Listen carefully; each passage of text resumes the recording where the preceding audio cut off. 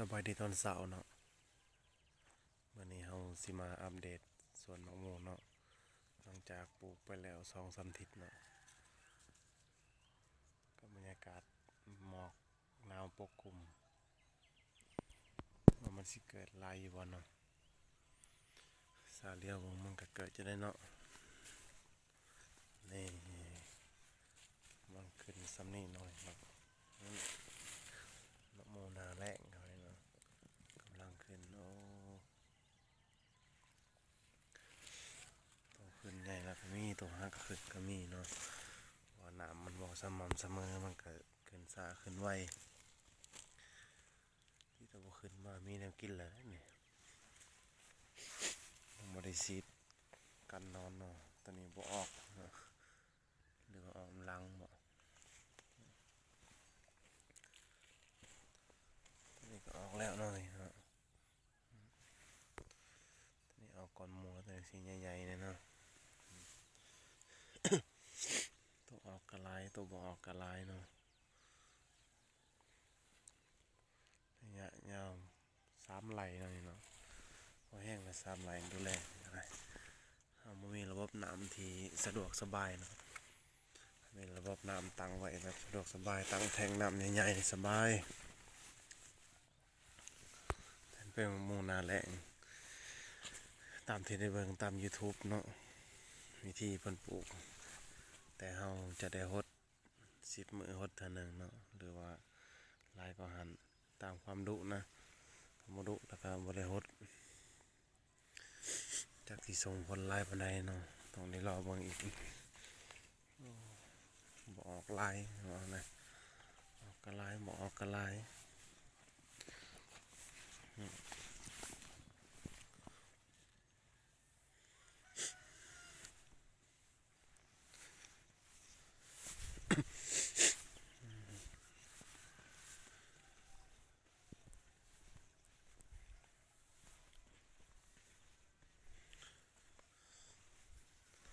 สายนี่มันปลูกก่อนหมู่แล้วเนาะ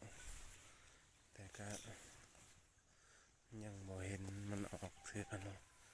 แล้วก็ออกก็มีเนี่ยแล้วก็ออกก็มีเนาะหรือว่าต้องได้ฮดน้ำอีกบ่เนาะหรือว่าจังใดว่าสิเอาขี้งัวใส่หรือขี้แกบใส่เนาะมีใบมีแนวมากินเนี่ยเพียนะ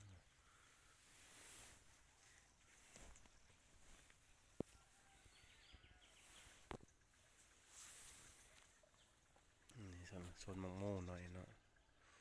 ไม่ได้ปลูกอย่างอื่นปลูกแต่มะม่วงอย่างเดียวเนาะ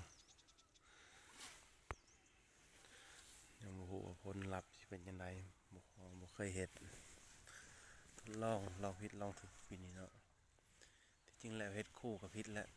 ยามแลงนี่มันบ่ถูกแหละบ่เคยปลูกก็เลยเฮ็ดไปก่อนในยามันเมื่อไหร่จังว่ากันเนาะอ้อมีหยังนี่ดำๆเลยนี่สายพันธุ์สางดำเลยนะเบื้องนี้สำหรับเบื้องนี้เนาะเบื้องสายพันธุ์แนวพันธุ์ของจีนเนาะเป็นยังไงแนวพันธุ์ของจีนแน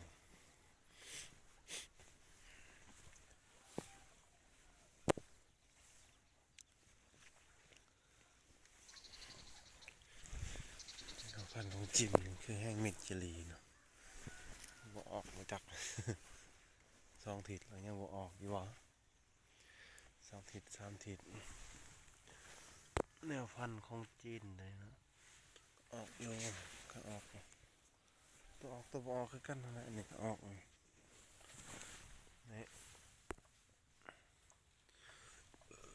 อันนี้ออกอันนึงพอคุม1ใส่สีใน3 ในสีในเห็นส่วนลายกับ2-3ที่มันออกเนาะ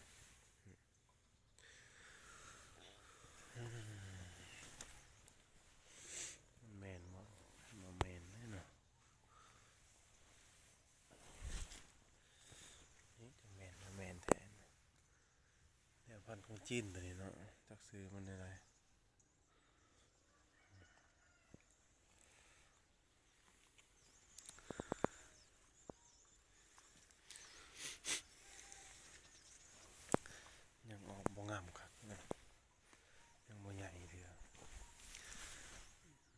ตายมากเจอน้ำน้อยโคใหม่เลยน้ำหมอกก็แห้งอยู่เลยแต่ละมือเนาะ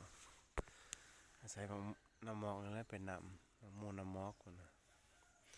ในช่วงแรง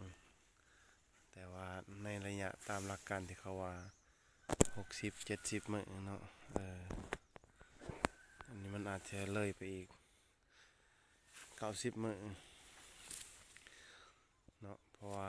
น้ำบ่เพียงพอเด้คันตามระบบน้ำเพียงพอแล้วมันจะใหญ่ไวให้ผลไวตามหลักการที่เขาเขียนไว้ในสลากมันนั่นเนาะแต่ว่าเฮาพัฒนาบ่เพียงพอนี่มันก็สิเลยเวลาไปอีกหลังจาก60 วันอาจจะเป็น90 วันก็เป็นได้เนาะนี่เฮามาลุ้นกันว่ามันสิส่งผลในช่วงใดเนาะเพราะว่าเฮาก็รดน้ำนำแน่ว่า10 มื้อเฮาจะรดเทื่อหนึงหรือ10 ปลายมื้อตามความรู้นั่นเนาะขอจบเพลงเนาะสบายดี